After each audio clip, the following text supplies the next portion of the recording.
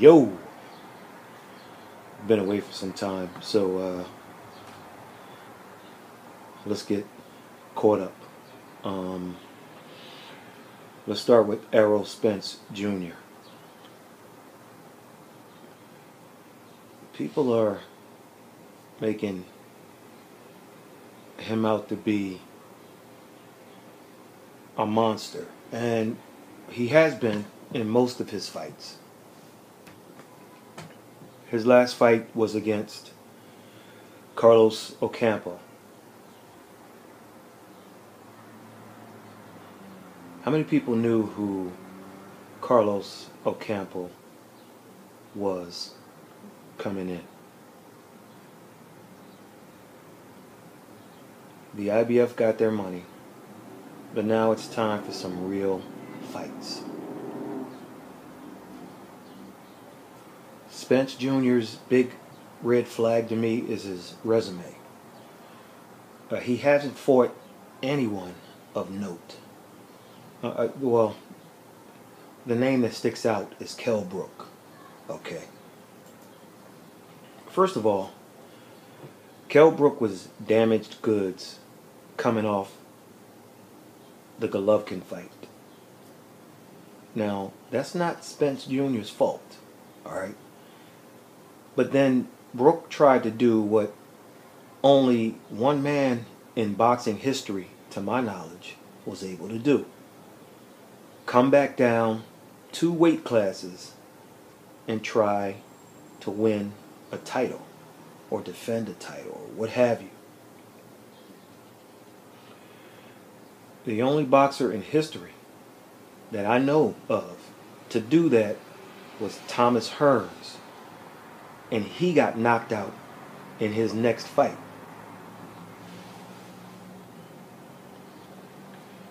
Hearns won the World Boxing Council World Light Heavyweight title over Dennis Andrews. Okay, that's 175 pounds, folks. Then he came down to middleweight and beat Juan Domingo Roldan for the world middleweight title. That's 15 pounds less at 160 pounds.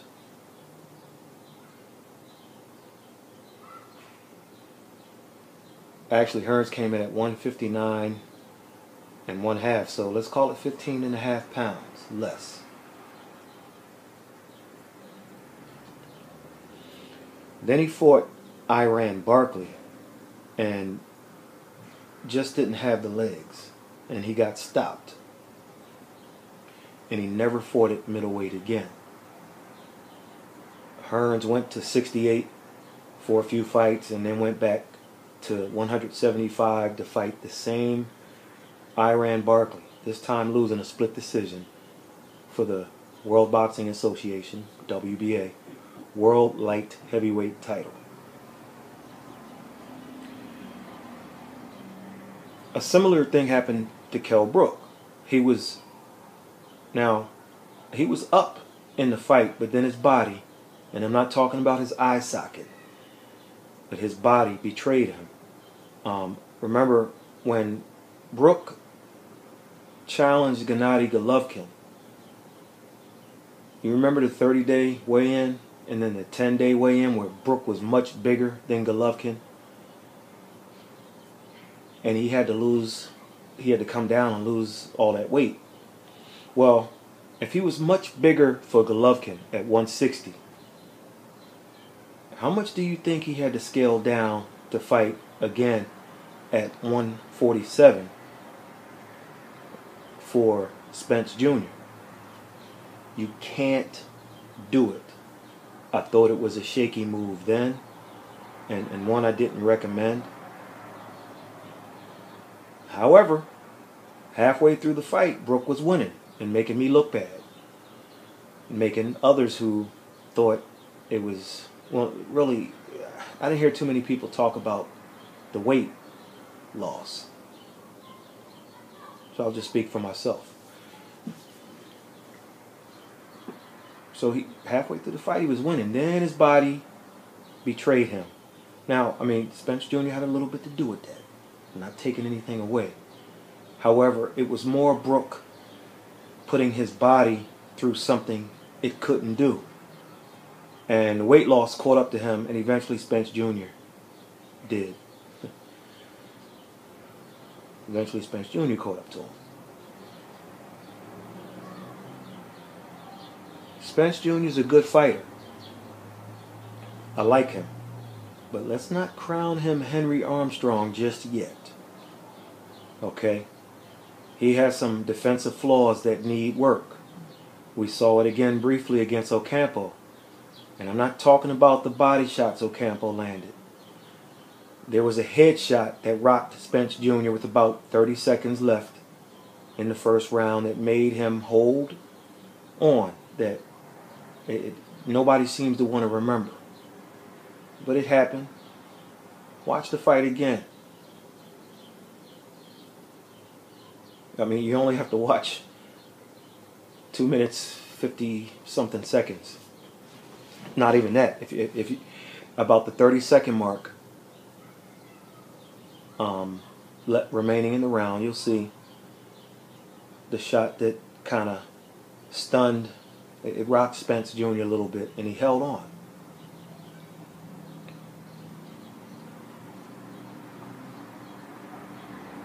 We also saw it in the Emmanuel Larte fight. He caught Spence with a nice shot that shook him, and Spence kind of backed off. He got shook with that shot. Larte caught him off the ropes. He had Larte against the ropes, and Larte caught him nice, and Spence backed away. He was hurt. Let's not make him invincible. It wasn't a sting or a buzz. He was hurt. Now, to his credit, Spence Jr. survived all of those things, and he remains undefeated. But he needs to work on some things, because someone out there will dial something up on him, and it'll shock many fans and many followers of Errol Spence Jr. I see it happening. So let's just keep an eye on Errol's defensive flaws. We know what he can do offensively. He's a bit one-dimensional, but he gets on the attack. He comes forward, but when you get him coming backwards, or you hit him with a solid counter punch, these are things that we need to keep an eye on, because something's going to happen. Looks like we have AJ versus Povetkin coming up, and Wilder versus Brazil or whoever up next. Look, both teams knew it would come to this. Let's be real. Alright? So this is what? July 2018. Mark my words. If this fight doesn't happen by the midway point of 2019, well, I'll be generous. If it doesn't happen by July 2019, a year from now, it will never happen. Call it Lewis Bowe 2.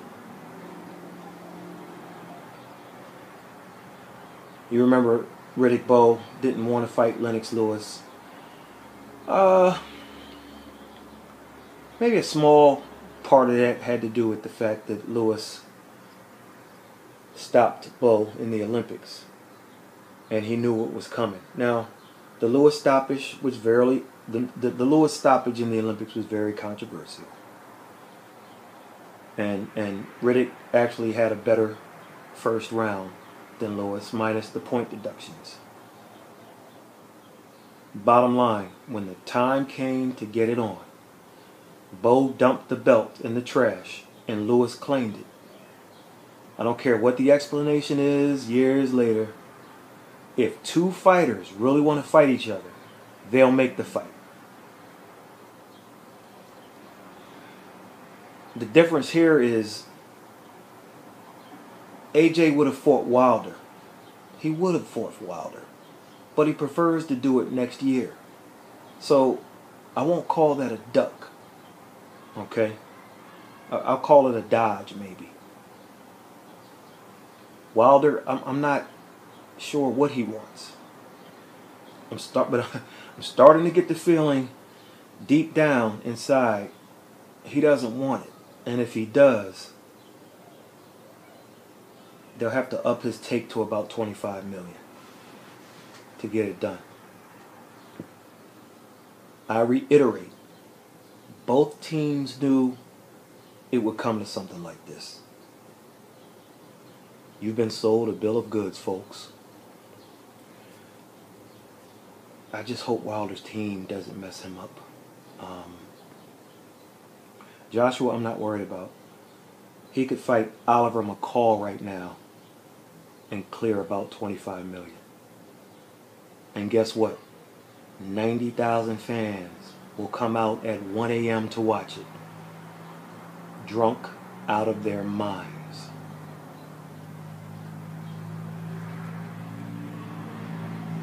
Floyd Mayweather Jr. recently purchased an $18 million watch. Don't worry. It's going to happen. Keep looking for it.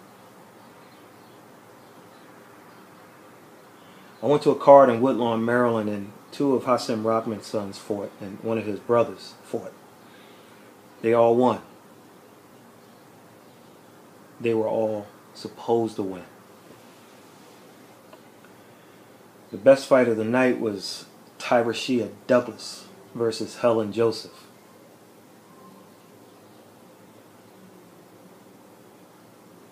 I thought Joseph won. Now, I live in Maryland. I'm not from Maryland. Let's get that straight. And I think that's part of the problem. Sometimes local sports coverage in cities throughout the country, they write pro local athlete stories and such. That's fine. However, I'm not on that kind of payroll, so I call it as it is. Douglas lost, but the fight was ruled a majority draw. Now get this. The only winning card, 98-92, was for Helen Joseph, the visiting fighter. Need I say more? The card was put on by Shabazz Brothers Boxing, headed by my man Shabazz, who's brought some life to boxing in the DMV, most notably Maryland. I hope he keeps it up. He's one of the good guys in boxing. Shout out to him. Shout out Shabazz and Henry Discombobulating Jones, very entertaining ring announcer who's been doing it for close to 30 years. A note to Tommy Loeffler at K2 Promotions. When you do another Superfly card, you might want to consider a Douglas versus Joseph rematch. These two women,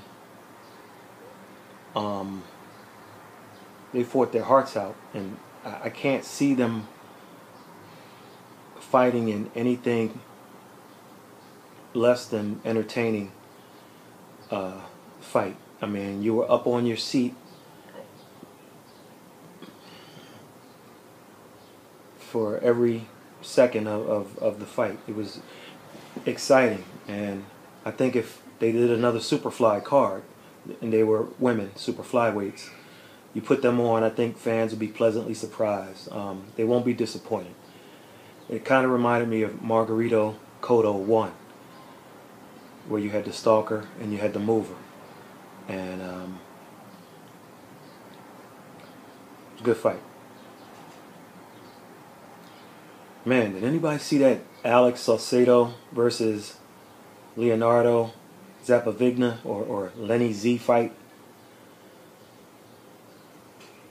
I mean, man, you talking about brutal. There was some big shots landed. Big shots landed in that one. Some are calling it the fight of the year so far. But no, wait a minute. It can't be. It was a top rank card. And nobody likes Bob Arum. So it can't be fight of the year. They'll have to pick something else. Actually, you can argue that round 4 is round of the year, but not fight of the year. Outside of that round, how much could you really give Lenny Z? I mean, outside of that round, could you give Lenny Z another? Let's take a deep breath and realize the fight was too one-sided to be fight of the year. Unless the second half of 2018 yields nothing, I just can't see it being called fight of the year. Or even a candidate, to be honest. Now, there was a fight a little while back, and generally, a couple of times I did some year-end awards. Generally, it's fights that a lot of people don't see. I don't think that the fight with Dorticos was a bad fight. I think that was an excellent fight, actually. Junior Dorticos, and in his last fight, the World Boxing Super Series, a lot of people may not have seen that, but the fight between Murat Gassiev and Junior Dorticos was it was a good one. There was also a fight with and once again, nobody sees a lot of these fights. I think it was on Bounce TV. But the Eric Bonet and the Cameron Creel fight, it was a split decision win for Bonet. That was that went 10 rounds. It was like 95, 94, 95, 96, 94, and then Adelaide Bird. Well, her card differed from the other two judges, but I'll leave that alone. Poor thing. Anyway, but that boy, the Salcido versus Lenny Z was brutal. But what was gripping about this one was, if the fight was anywhere else where Salcido didn't have hometown fans in abundance, would the referee have stopped the fight? Alex was taking some big shots, and I'm sure if Richard Steele or Jay Nady were in the house, Salcido might be 27-1 instead of 28-0. The bigger question is this: with the win, one has to wonder what Salcido will have left in the tank if he meets Maurice Hooker for a WBO world title shot at 140 pounds. Stay tuned, because that fight had to take a lot out of him, especially the big round that Lenny Z had. I believe that was the was it the second, third? Can't recall, but man, it was. I think Lenny might have been one punch in one other city away from getting a stoppage. So stay tuned. We got a good matchup in a few weeks in Atlantic City, as Sergey Kovalev A real G, nonetheless. However you want to pronounce his name. He is a real G. Takes on Eliter Alvarez, okay, in Atlantic City. They will christen the brand new Hard Rock Hotel and Casino in Atlantic City. It's only been open a few weeks, and this will be their first bout that they're having at that venue. Look, man, like him, hate him, Kovalev isn't scared to fight anyone. And he's always been the class of the division. Line him up. No purse bid drama. No step aside money. Just line him up and I'll fight him. And speaking of step aside money, if you don't know, there's a new millionaire in this world. Adonis Stevenson paid Alvarez off numerous times with so much step aside money. He's a millionaire. He probably made more in step aside money than he'll make when he steps in the ring with Sergey on August 4th. So credit to both guys for making this fight a real fight between two real fighters. Especially the OG, Sergey Kovalev. Speaking of Atlantic City, remember I said this a few videos ago, and I'll say it again. Atlantic City is going to explode with good boxing cards. Main Events is on board. And then there's another fight at another new hotel later in August. It's a top-ranked card, and it's at the new Ocean Resort Casino. And I believe the Ocean Resort opened the same weekend as the Hard Rock Hotel and Casino. So the card is August 18th. And the owner of both places absolutely love boxing. So this is good for the sport. And it's good for me, being a New Jersey guy. I can always kind of go back to the home state and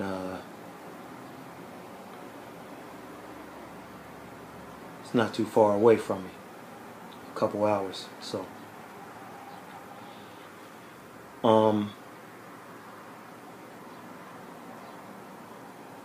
you got Main Events and Top Ranks buy-in. So this is good stuff. And the August 18th card will feature Bryant Jennings versus Alexander Dimitrenko.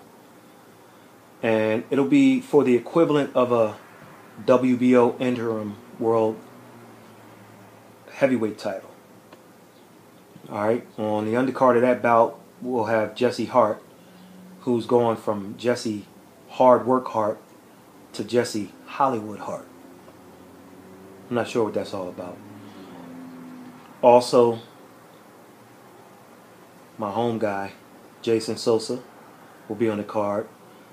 Another homeboy, Shakur Stevenson, will be on the undercard. And the Cornflake, Thomas Lamanna, will be on the card.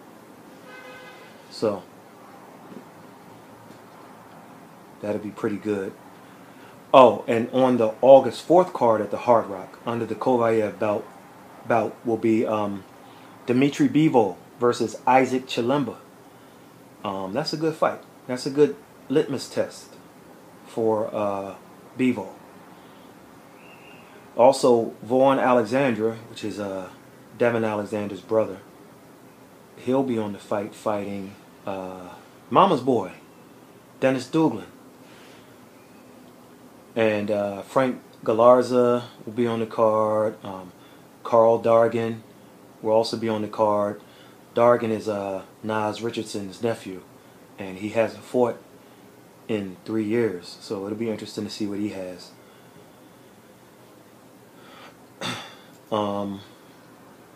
We got Manny Pacquiao versus Lucas Martin Matisse next week for the WBA World Welterweight title.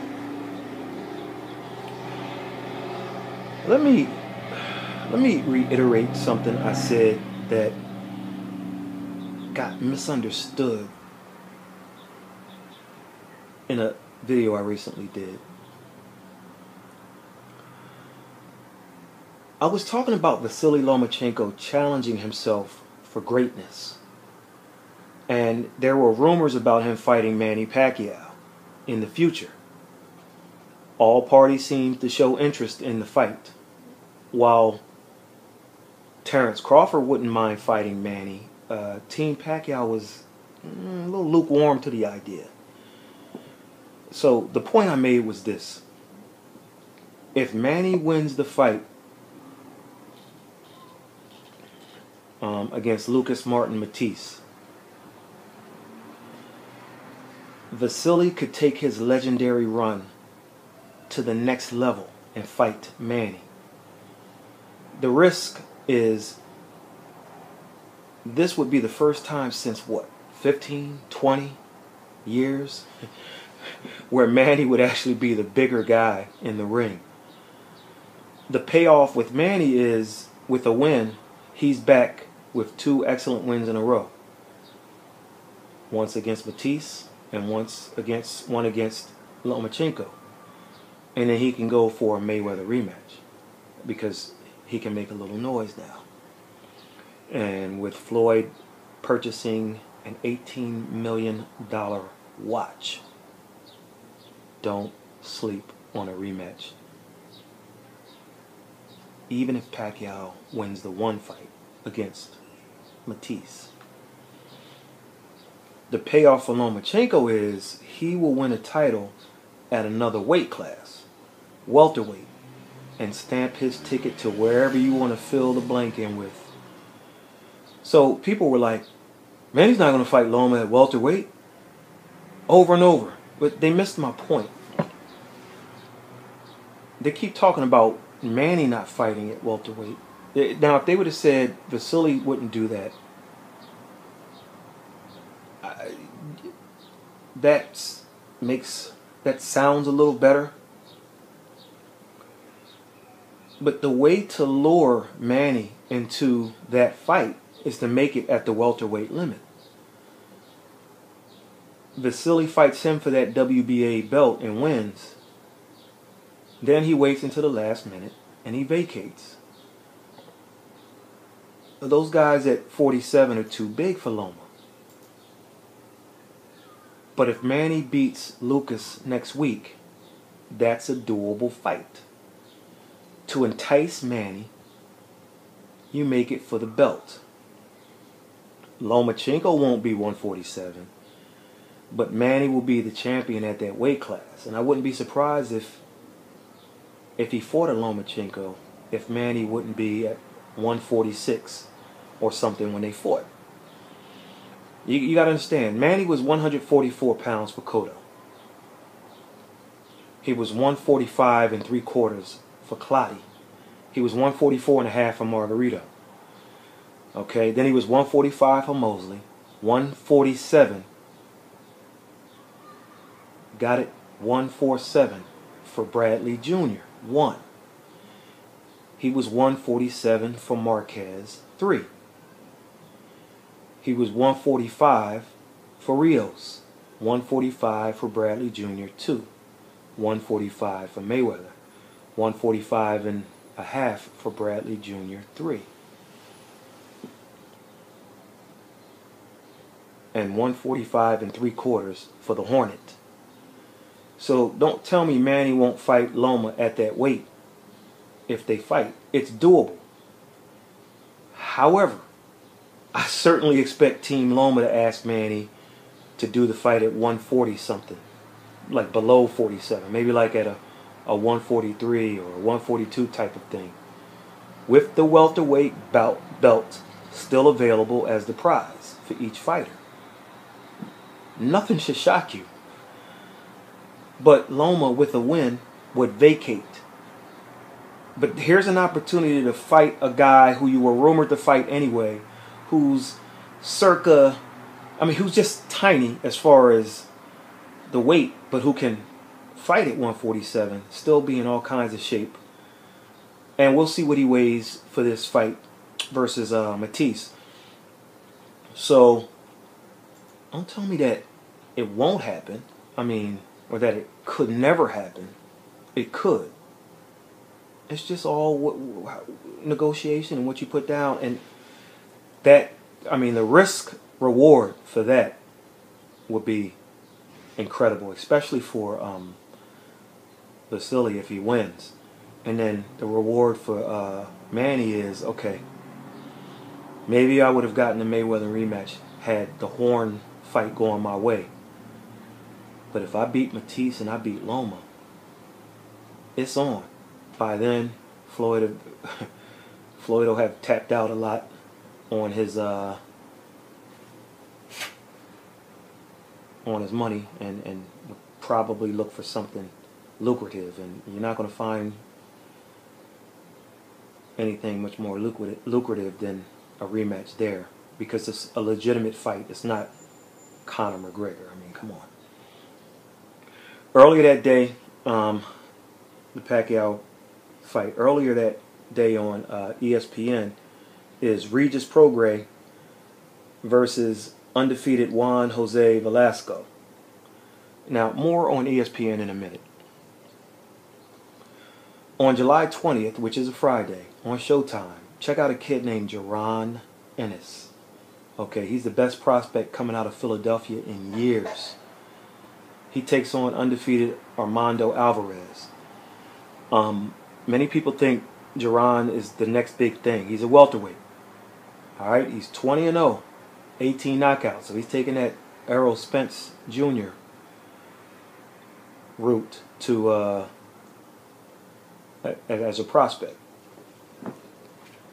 Next day, that Saturday, July 21st, HBO, we have Jaime Munguia versus Liam Smith. And also on the card are Alberto Machado and the return, we think, of Demetrius Andrade in separate fights. So Andrade is now a free agent looking for a new promoter. And in my opinion, it's the best decision this kid has made in his career. Getting out of that deal he was in. A week later, July 28th on Showtime, we have a unification at lightweight as Mikey Garcia and Robert Easter Jr. battle.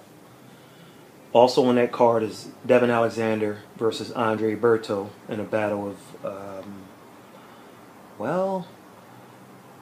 has-beens.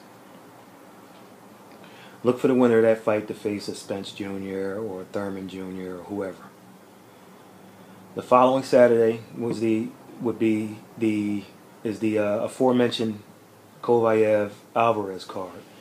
And what was also scheduled that night was the return of Keith Thurman Jr.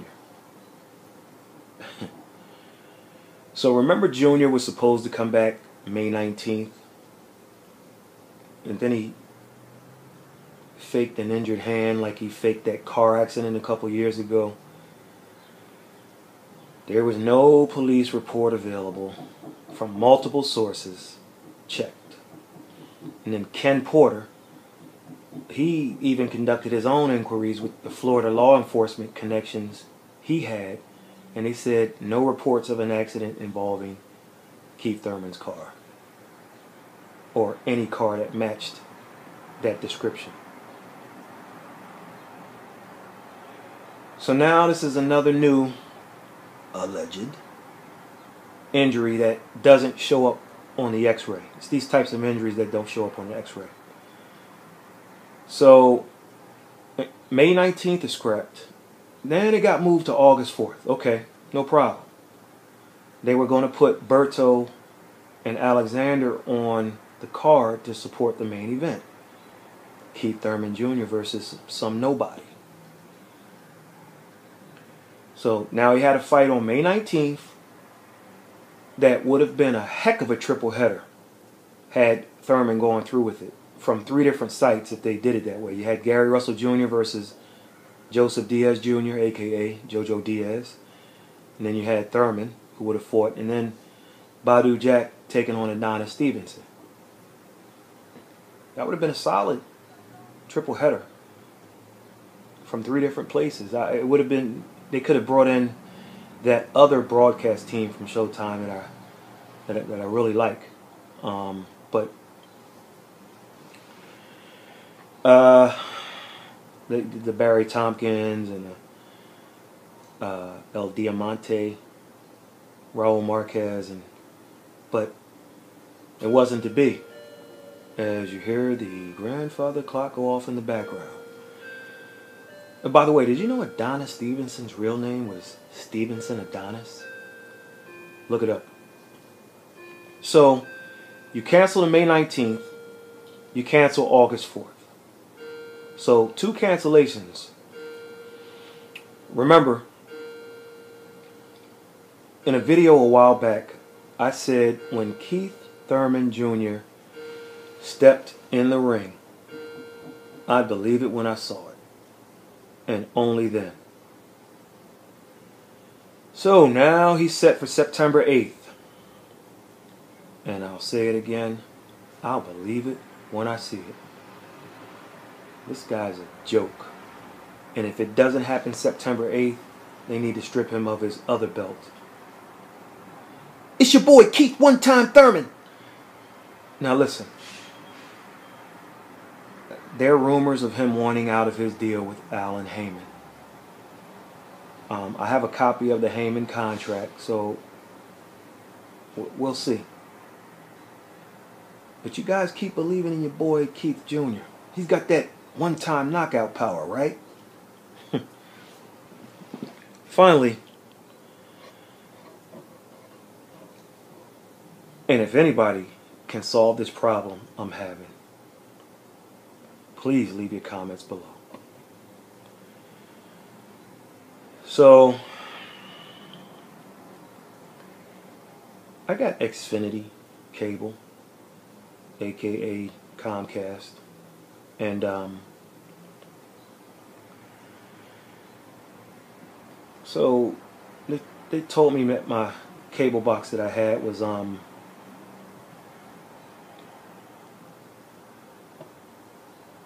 the Stone Age, in the Stone Age. So I went, took my old cable box back, got my new cable box.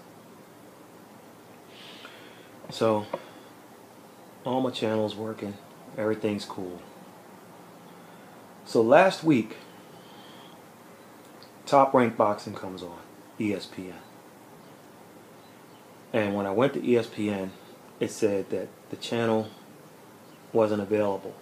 And it gave me an error code. So I'm like, alright, maybe I didn't pay my bill. So I start going to other channels. So ESPN and ESPN2 didn't work. Alright? ESPN News worked. ESPNU worked. And every other channel except ESPN and ESPN2. I went to the standard definition version of each channel. Didn't work. Went back to the HD. Didn't work. Just ESPN and ESPN2. And only during the Top Rank boxing card. So I called the company. They did a reboot. They did everything they could. Nothing happened. So I went and laid down, went to sleep. I come back about 30 minutes later. 30 minutes after the card ended. And ESPN and ESPN2 are working. Okay. Whatever.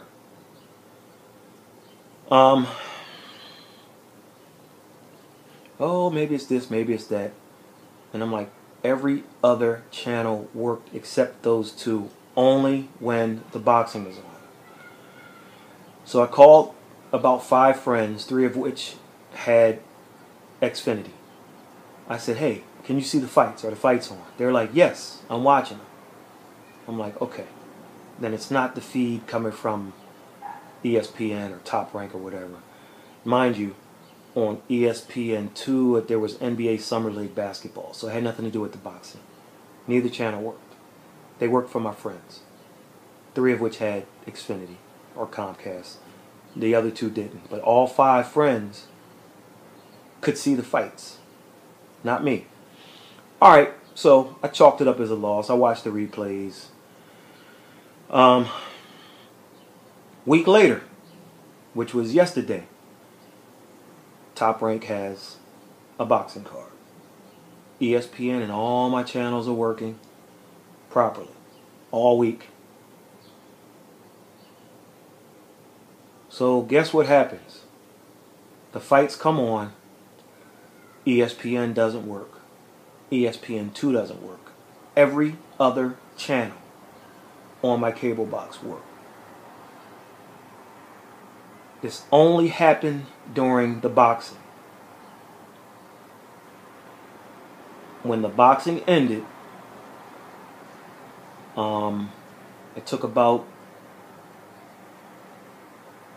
I don't know, 30 minutes or so, an hour. I didn't kind of hang around and see how fast my ESPN and ESPN2 would work. But for the first time I did, about 30 minutes.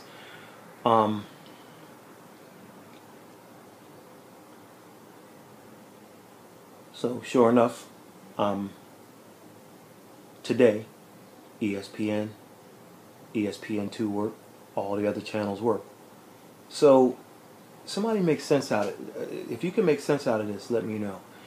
They said, well, we'll send a technician out, which I'm sure to do that they'll charge. Fine. If it's not some ridiculous amount, I would be okay with that, except when you send the technician out, boxing is not going to be on, which means my ESPN and ESPN2 will be working. So the technician is going to say, hey, you're fine. So Regis Prograis fights next week, 7 o'clock Eastern. What I'm going to do is 5 minutes before 7, I'm going to turn ESPN on, and I'm going to see exactly when the signal goes bad, because I expect the same thing will happen. Now, they told me to get a new box. The problem isn't the box. The problem is boxing when it comes on. I had a car some years ago, and the battery was fine, but the car wouldn't start for some reason. I went to the store and said, well, something just said, get a new battery. Got a new battery, put it in my car. The car start running normal, just for like maybe 5 years. I was like, okay. Sometimes a situation fixes itself even though you don't get to the... It's kind of like a drug which treats the symptoms and not the cause. So car's running fine for about 4 or 5 years. Same thing happens. I go to the store, they test my battery, they said your battery's fine. I said, give me a new battery. I get a new battery. The problem once again goes away. The problem wasn't the battery, but getting a new one seems... So I'm going to go get a new cable box. But that's not the problem. But I wouldn't be shocked if on Saturday, when Lights, Camera, Action come on for Regis Prograis, my ESPN, I'm hoping will work, and that whatever the problem is. But if you can tell me what you think the problem is, let me know. Remember, it only went bad during boxing, back-to-back weeks. It worked every other time. And the second time, when I called the same 5 friends, they all said that they're watching the fights while my ESPN didn't work. And sure enough, as I'm making my video with the television on, with the mute, the sound muted, I'm watching ESPN2. No problem. So, any Einsteins out there, tell me what you think. And I'll catch you on the next one.